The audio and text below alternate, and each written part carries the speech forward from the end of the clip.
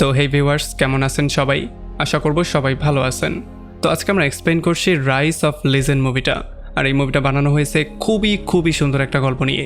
তো এই জন্য আমি বলবো ভিডিওটা শেষ পর্যন্ত দেখার জন্য, আর নয়তো অনেক কিছুই মিস করে ফেলবেন। তো চলুন কথা না বাড়িয়ে শুরু করি আজকের ভিডিও। তো এই গল্পের শুরুতে আমরা দেখতে পারি ফেই নামের একটা ফাইটারকে, যে কিনা একাই তার 100 জনের উপরে শত্রুর সাথে ফাইট করছিল। তার সাথে কোনোভাবেই কেউ ফাইট করে পারছিল না। সে এক এক করে শত্রুদেরকে মারছিল আর সামনের দিকে এগিয়ে যাচ্ছিল। তবে যেহেতু শত্রুর সংখ্যা অনেক বেশি ছিল, এই জন্য একটা পর্যায়ে তারা তাকে ধোলাই করে সেখানে বেহুশ করে দেয়। তবে বেহুশ হওয়ার আগে সে তার ছোটোবেলার সিনটা কল্পনা করে, যখন ছোটোবেলায় সে তার বাবার সাথে একটা অনাথ আশ্রমে এসেছিল। আসলে এই অনাথ আশ্রমটা হচ্ছে গিয়ে তার বাবারই, আর সেদিন থেকে আজ পর্যন্ত তারা দুইজন মিলেই অনাথ আশ্রমটা চালায়। সেই দিন সকালবেলা তারা ফিয়ারি নামের একটা ছেলেকে পেয়েছিল, যে কিনা একেবারে মৃত্যুর দ্বারপ্রান্তে ছিল। এই জন্য তারা দ্রুত তাকে তাদের অনাথ আশ্রমে নিয়ে আসে আর তার চিকিৎসা করে তাকে সুস্থ করার ট্রাই করে। ফেই ফেয়ারিকে সাহস দেয় আবারও উঠে দাঁড়ানোর জন্য, আর সে তার কাছে প্রমিসও করে যে আমি সবসময় তোমার প্রোটেকশন দিব। তবে এর কয়েক বছর পরেই দেশের মধ্যে একটা ভয়ঙ্কর পরিস্থিতি শুরু হয়। সরকার বদল থেকে শুরু করে দুর্ভিক্ষ, যুদ্ধ, বিগ্রহ, বিভিন্ন কারণে মানুষজন প্রচণ্ড বিরক্ত হয়েছিল। তাছাড়া এখানে যেই ব্যবসায়ীরা ছিল, তাদের বেশি লাভের আশায় মানুষ না খেয়ে মরা শুরু করে। বিভিন্ন মানুষের লাশ নদীর মধ্যে ভাসতে শুরু করে। আর এই সমস্ত ব্যাপারগুলোর মধ্যেই আমরা হাংকু নামের একটা শহরকে দেখতে পারি, যেখানে ব্ল্যাক টাইগার আর নর্থ সি নামের দুইটা গ্যাংয়ের রাজত্ব চলতো। আসলে ব্ল্যাক টাইগারের কাছে জুয়া, কিডন্যাপিং, পতিতালয় এই সমস্ত এরিয়াগুলোর কবজা ছিল। আর এই সমস্ত ব্যাপারগুলো মেনটেন করতো মাস্টার লিওয়ের 3টা ছেলে, যাদের নাম ছিল নর্থ টেবেল, ব্ল্যাক ক্রো আর ওল্ড স্নেক। তো এখন এই সমস্ত ব্যবসাগুলোকে খুব ভালো করে কন্ট্রোল করার জন্য মাস্টার লুই আরও কিছু যোদ্ধাকে হায়ার করে, আর সেই যোদ্ধাদের কাছে প্রমিসও করে যে তাদের মধ্য থেকে যে সবচেয়ে সেরা হবে তাকে সে গোদ নেবে আর তার ছেলে হিসেবে স্বীকৃতি দিবে। পরবর্তীতে তার সম্পত্তির ভাগ পর্যন্ত সে পাবে। আর এই ব্যাপারগুলোর জন্য তারা খুবই হ্যাপি ছিল। আমরা দেখতে পারি এই সৈন্যদের মধ্যে ফেইও ছিল। তবে তখনই তাদের সামনে একটা বিশ্বাসঘাতককে নিয়ে আসা হয়, আর মাস্টার লুই তাদের সামনেই তাকে নির্মমভাবে খুন করে। এই ব্যাপারটা দেখার পরে এখানে সবাই প্রচণ্ড ভয় পেয়ে যায়। তবে আমরা দেখতে পারি ফেইয়ের চেহারার মধ্যে একটুও ভয়ের ছাপ ছিল না, সে একেবারে নির্ভয় হয়ে দাঁড়িয়েছিল। তো এরপরে মাস্টার লুই সবার হাতে একটা করে কাপ দেয়, আর সেই কাপের মধ্যে গরম পানি ঢালা শুরু করে। যেহেতু ফুটন্ত পানি ছিল, এই জন্য এত গরম কেউই সহ্য করতে পারছিল না। যখনই পানি ঢালছিল তখন সবাই ব্যথায় চিৎকার করে কাপ ছেড়ে দিচ্ছিল। তবে যখন লুইয়ের পালা আসে, তখন এত গরম সহ্য করে লুইয়ের হাত লাল হয়ে যাওয়ার পরেও সে কাপটা ছাড়ে না। আর এই ব্যাপারগুলোর জন্য মাস্টার একটু ইমপ্রেসিভ হয়ে যায়। তবে এরপরে মাস্টার সবাইকে অর্ডার দিয়ে বলে দেয় যে তাদের যে অপোজিট গ্যাং আছে, মানে ব্ল্যাক সি, তাদের যে লিডার আছে তাকে মারার জন্য। সে বলে যে যেই সেই লিডারকে মারতে পারবে সেই হবে আমার 4 নাম্বার ছেলে। তো এরপরে পরদিন সকালবেলায় ফে একা গিয়ে তাদের সবার উপরে আক্রমণ করে দেয়, আর সে এক এক করে তাদের সবাইকে মারা শুরু করে। একটা সময় এক এক করে সবাইকে মারতে মারতে সে চলে আসে নর্থ সি গ্রুপের লিডারের সামনে। এখানে লিডারও ছিল খুবই ভয়ঙ্কর একজন ফাইটার, এই জন্য তাদের দুজনের মধ্যে ভয়ঙ্কর রকমের একটা মারামারি হয়। তবে যেহেতু লিও হচ্ছে একটু ইয়াং, আর সে মার্শাল আর্ট টেকনিকটা খুব ভালো করেই আয়ত্ত করেছে, এই জন্য সে তার টেকনিকের ইউজ করে ফাইনালি তার তলোয়ার নিয়েই তার গলাটা কেটে ফেলে। তবে যখন এই ব্যাপারটা সবাই জানতে পারে, তখন নর্থ সির বাকি মেম্বাররা এখানে চলে আসে, আর তারা সবাই চারপাশ দিয়ে তাকে ঘিরে ফেলে। আর এই ব্যাপারটার জন্য ফিও তাদের উপর আক্রমণ করে দেয়, আর তাদের সাথে ভয়ঙ্কর রকমের মারামারিতে লিপ্ত হয়। আর মুভির শুরুটা হয়েছিল এখান থেকেই, যেখানে আমরা দেখতে পেয়েছিলাম ফিও অনেকগুলো গুন্ডার সাথে একাই ফাইট করছে। তবে যখন গুন্ডারা তাকে পিটিয়ে আদমরা করে ফেলে, তখনই ফেয়ের সঙ্গী বিগটুথ নামের একটা লোক এখানে বোমার দোকানে আগুন লাগিয়ে দেয়, আর এই জন্য চারপাশে ব্লাস্ট হওয়া শুরু হয়। আর এই ব্লাস্টের জন্য যেহেতু অনেক ধোঁয়া হয়ে যায়, এই জন্য মাঝখানের সুযোগটা পেয়ে বিগটুথ ফেইকে নিয়ে এখান থেকে পালিয়ে যায়। আর যখন তারা ব্ল্যাক টাইগারের আড্ডায় পৌঁছায়, তখন ফেইর এমন বীরত্ব দেখার পরে মাস্টার লিও অনেক হ্যাপি হয়ে যায়, আর সে ফাইনালি তাকে গোদ নিয়ে তার 4র্থ সন্তান হিসেবে অ্যানাউন্স করে দেয়। এদিকে নর্থ সির লিডারের ছেলে ওলং যখন দেখতে পারে তার বাবার মাথাটা গেটের মধ্যে ঝুলিয়ে দেওয়া হয়েছে, তখন সে প্রচণ্ড রাগ করে, আর ফাইনালি সে প্রমিসও করে নেয় যেই তার বাবাকে খুন করেছে তার থেকে সে এটার বদলা অবশ্যই নেবে। আর এদিকে যখন ফে একটু সুস্থ হয়, তখন মাস্টারের 4র্থ ছেলে হিসেবে তাকে একটা ট্যাটু করানো হয়। এই ট্যাটুটা মাস্টারের ছেলেদের জন্য করা বাধ্যতামূলক। আর যখন তাকে ট্যাটু করানো হচ্ছিল, তখন এই ট্যাটু আর্টিস্ট তাকে বলে যে ব্ল্যাক টাইগার গ্যাংয়ের একটা গোপন গুপ্তধন আছে, যেই গুপ্তধনটা একটা সিন্দুকের মধ্যে ভরে লুকিয়ে রাখানো হয়েছে। এখন এই সিন্দুকটা খোলে শুধুমাত্র 2টা চাবি দিয়ে, যেই চাবিগুলো আছে মাস্টারের ছেলেদের কাছে। একটা আছে ব্ল্যাক ক্রুর কাছে, আর একটা আছে ওল্ড স্নেকের কাছে। আর এখন যেহেতু ফেই মাস্টারের ছেলে হয়ে গেছে, এই জন্য সে হয়ে গেছে একজন লিডার।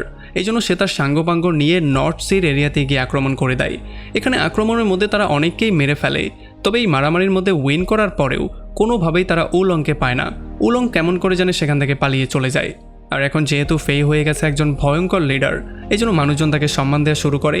আর তাছাড়া এই সমস্ত গ্যাংয়ের লিডারশিপের দায়িত্ব এখন সেই হ্যান্ডেল করা শুরু করেছে। তাছাড়া ফেই তার নিজের দেখাশোনা করার জন্য অর্কিড নামের একটা মেয়েকেও হায়ার করেছে, যে কিনা হয়তোবা তার ছোটবেলার বান্ধবী ছিল।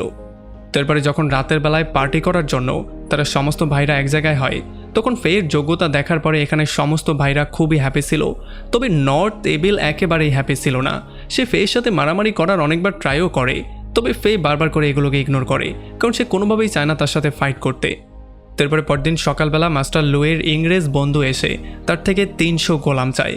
আর এটা বলার সঙ্গে সঙ্গেই মাস্টার লুয়ের লোকজন 300 মানুষকে জোর জবরদস্তি ধরে তাদেরকে গোলাম বানিয়ে দেয়, আর সেগুলোকে ইংরেজদের কাছে পাচার করে দেয়। আর এদিকে আমরা দেখতে পারি ফেই যতই ভয়ঙ্কর হয়ে উঠছিল, তার ততই তার ছোটবেলার কথাটা মনে পড়ছিল। সে বারবার করে যতবারই ফাইট করতো ততবারই তার সামনে তার ছোটবেলার স্মৃতি ভেসে আসতো। আর একদিন সে অর্কিডকে তার ছোটবেলার গল্পটাও শোনায়। আর তখন আমরা জানতে পারি ছোটবেলায় যখন সে তার অনাথ আশ্রমের 3টা বন্ধু ফিউরি, ফা আর চুনের সাথে খেলাধুলা করছিল, তখনই ব্ল্যাক টাইগারের লোকজন সেখানে আক্রমণ করে দিয়েছিল। আর তারা ফাকে ধরে নিয়ে গিয়েছিল যাতে করে তারা তাকে পতিতালয়ে বিক্রি করতে পারে। আর এটা যখন ফেয়ের বাবা জানতে পারে, তখন সে দ্রুত তাকে সেভ করতে চলে যায়। তবে যতক্ষণে সে সেখানে গিয়ে পৌঁছায় ততক্ষণে অনেকটা দেরি হয়ে গেছে, কারণ তাকে পতিতালয়ে পাঠিয়েও দেয়া হয়েছে। আর যেহেতু তার বাবা ব্ল্যাক টাইগারের আস্তানায় আক্রমণ করেছিল, এই জন্য ব্ল্যাক টাইগারের লোকজন তাদের এতিমখানাতেই আগুন লাগিয়ে দিয়েছিল। ফেইর বাবা সেখান থেকে সমস্ত বাচ্চাদেরকে বাইরে বের করে দিয়েছিল, তবে এইটা করতে গিয়ে সে নিজেই সেখানে আটকা পড়ে গিয়েছিল। আর একটা সময় পুরোই তার মৃত্যু হয়েছিল। আর যখন এই ব্যাপারটা ফেই আর ফিউরি জানতে পারে, তখন তারা প্রচণ্ড রাগ করে। আর এই জন্য তারা দুইজন তার বাবার মৃত্যুর বদলা নেওয়ার জন্য ব্ল্যাক টাইগারের আস্তানায় চলে আসে। তখন তারা দেখতে পারে কেউ একজন অলরেডি তাকে মেরে ফেলেছে, এই জন্য তারা প্রচণ্ড শক্ত হয়েছিল। তবে এরপরে একটা গুরু তাদের দুজনকে ধরে একটা গুহায় নিয়ে যায়, আর সেখানেই তাদেরকে পালা শুরু করে আর তাদেরকে মার্শাল আর্টের ট্রেনিং দেওয়া শুরু করে। যখন একটা পর্যায়ে তারা অনেক দিন ট্রেনিং করার পরে ওয়েল ট্রেন্ড হয়ে আবারও তাদের শহরে ব্যাক করে, তখন তারা দেখতে পারে শহরটা এখন পুরোপুরি বদলে গেছে। এই জন্য তারা নিজেদেরই একটা গ্যাং বানিয়ে নেয়, যেই গ্যাংয়ের নাম তারা দেয় ইগল গ্যাং। আর তাদের গ্যাংয়ে তারা শুধুমাত্র সেই সমস্ত মেম্বারদেরকেই নেয় যারা কিনা ব্ল্যাক টাইগারের শিকার হয়েছে, যাদের বাবা মাকে ব্ল্যাক টাইগারের লোকজন খুন করেছে। এই জন্য তারা তার বাবা মায়ের মৃত্যুর বদলা ব্ল্যাক টাইগার থেকে নিতে চায়। ফেও তার বাবার মৃত্যুর বদলা নেয়ার জন্য বারবার করে ব্ল্যাক টাইগার গ্যাংয়ের মধ্যে ঢোকার ট্রাই করছিল। এই জন্যই সে এত যন্ত্রণা সহ্য করেও ব্ল্যাক টাইগারের গ্যাংয়ের মধ্যে নিজের জায়গা পাকাপোক্ত করেছে। অর্কিডও তার ওয়াইফর একটা নাটক করে, আর ফিউরি অন্যদিকে ইগল গ্যাংকে আরও বেশি বড় করছিল। আর তখন এই ব্যাপারটা আমরা জানতে পারি যে ফে এই জন্য ব্ল্যাক টাইগার গ্যাংয়ের মধ্যে ঢুকেছিল যাতে করে সে এই গ্যাংটাকে মধ্য থেকে ডিস্ট্রয় করতে পারে। তো এরপরে ফে একদিন সমস্ত তথ্য এক জায়গায় করে ইগল গ্যাংকে দিয়ে দেয়। আর এই সমস্ত তথ্যগুলো পাওয়ার পরেই ফিউরি আর চু মিলে তার সমস্ত লোকজন নিয়ে বেরিয়ে পড়ে আক্রমণ করার জন্য। তারা এত বছর যেই অপেক্ষার জন্য ছিল, ফাইনালি সেই অপেক্ষাটা তাদের শেষ হতে যাচ্ছে। তারা শুরুতেই ওল্ড স্ন্যাকের উপরে আক্রমণ করে দেয় আর তার সমস্ত লোকজনকে মেরে তাকে একটা নিরিবিলি জায়গায় নিয়ে আসে। আর এখানে তাকে আচ্ছা রকম ধোলাই করে তাকে খুবই জঘন্য রকমের একটা মৃত্যু দেয়। আর তাকে মারার পরে চুন তার বডি থেকে চাবিটা বের করে আর এটার একটা ডুপ্লিকেট বানিয়ে তার চাবিটা জায়গা মতো রেখে দেয়। আর রাতের বেলায় একটা চিঠির সাহায্যে ওল্ড স্ন্যাকের বডিটা ব্ল্যাক টাইগারের আড্ডাখানায় পাঠিয়ে দেওয়া হয়, যেখানে লেখা ছিল প্রত্যেকে তার খারাপ কাজের ফল পাবে। এটা শোনার পরে মাস্টার পুরোপুরি শক্ট হয়ে যায়। তবে যখন সে ভালো করে চেক করে তখন সে দেখতে পারে যে চাবিটা সই সালামতে আছে। এই জন্য সে এই চাবিটা নর্থ টেবিলকে দিয়ে দেয়। সে বলে যে এখন থেকে এটার দায়িত্ব তোমার। তো এরপরে সন্ধ্যাবেলায় অর্কিড আর ফে মাছ ধরার বাহানা করে ফিউরি আর চুয়ের সাথে মিট করতে আসে। আর এখান থেকে ফেক ডুপ্লিকেট চাবিটা নিয়ে তারা আবারও বেরিয়ে পড়ে তাদের পরবর্তী প্ল্যান এক্সিকিউট করার জন্য। তো এরপরে ফে চলে যায় ব্ল্যাক ক্রোর সেই জুয়াখানায়, আর সেখানে গিয়ে সে জুয়া খেলা শুরু করে। এখানে সে বারবার করে বাজি ধরতো আর ইচ্ছা করে হেরে যেত। আর এমন করতে করতে একটা সময় সে তার সমস্ত টাকা হেরে যায়। এই জন্য সে চলে আসে ব্ল্যাক ক্রোর কাছে 3000 কয়েন হাওলাত নেয়ার জন্য। তবে ব্ল্যাক ক্রো তাকে সরাসরি না করে দেয়। সে বলে যে তুমি কিছু জমা রাখছো না, সো জমা না রেখে আমি কোনো টাকা দেই না। আর তখনই ফিউ সেই ডুপ্লিকেট চাবিটা বের করে তার সামনে দেয়। এটা দেখার পরে ব্ল্যাক ক্রো পুরোপুরি শক্ট হয়ে যায়। সে বলে যে এই চাবিটা তুমি কোথায় পেয়েছো? তখন ফিউ তাকে বলে যে এটা আমি পেয়েছি নর্থ টেবিলের কাছ থেকে। সে তাকে বলে যে যতক্ষণে মাস্টার নর্থ ক্রোকে আসল চাবিটা দিয়েছিল তার আগেই নর্থ ক্রো একটা ফেক চাবি বানিয়েছিল, যেই চাবিটা এখন আমার হাতে আছে। তবে আমরা দেখতে পারি ব্ল্যাক এবেল কোনোভাবেই তাকে বিশ্বাস করতে চায় না। এই জন্য সে ফেকে নিয়ে একটা নিরিবিলি জায়গায় চলে আসে।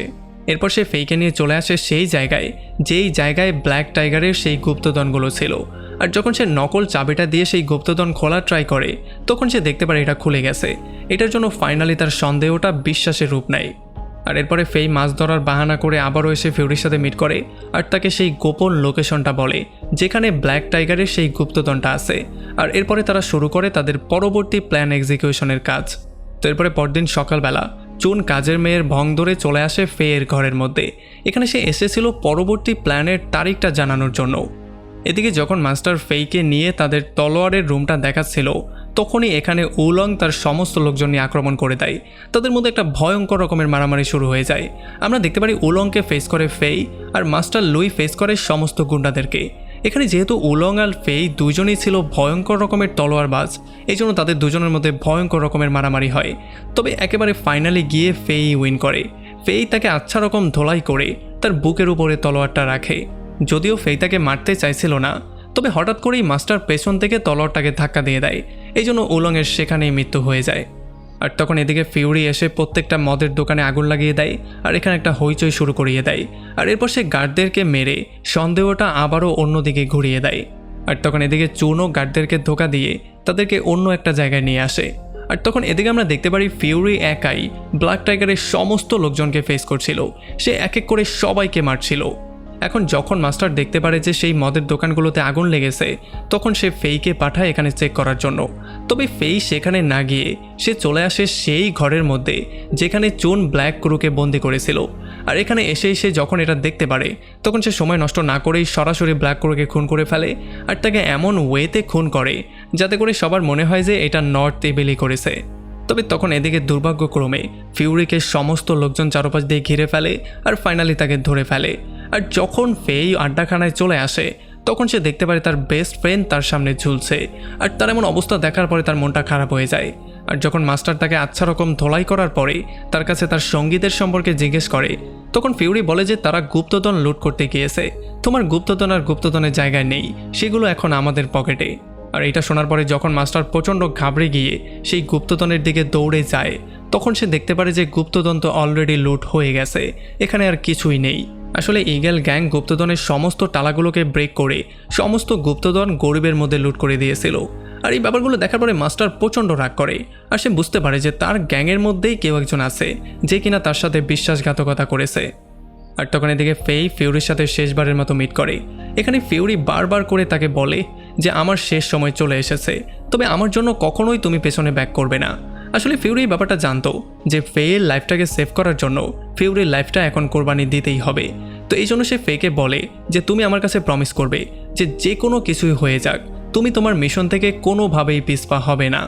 আর তখনই এখানে ভয়ঙ্কর রাগ নিয়ে মাস্টার চলে আসে আর মাস্টার ফেকে একটা কেচি দিয়ে ফিউরিকে মারতে বলে। আর যখন ফেই ফিউরিকে মারতে যাচ্ছিল তখনই এখানে লোকজন ব্ল্যাক ক্রো লাশটা মাস্টারের সামনে নিয়ে আসে। আর মাস্টার এই লাশটা দেখার পরে প্রচণ্ড ভয় পেয়ে যায়। তবে যখন তার ক্ষত চেক করা হয় তখন তারা দেখতে পারে এখানে আসলে নর্থ টেবিলের ছুরির চিহ্ন। এটা দেখার পরে মাস্টারের তার উপরে সন্দেহ চলে আসে।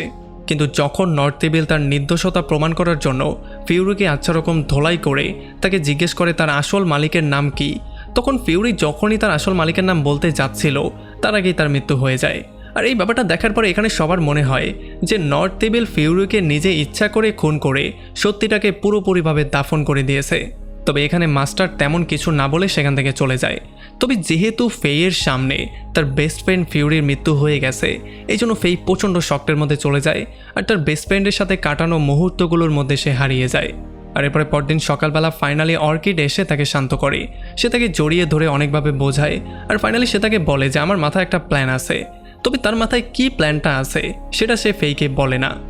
তো এই জন্য রাতের বেলায় অর্কিড চলে আসে নর্থ টেবিলের কাছে। আর এখানে যখন নর্থ টেবিল মাসাজ নিচ্ছিল তখন অর্কিড তাকে বলে যে আমার কাছে একটা গোপন খবর আছে, আমি তোমাকে ফেইয়ের গোপন খবর দিতে চাই।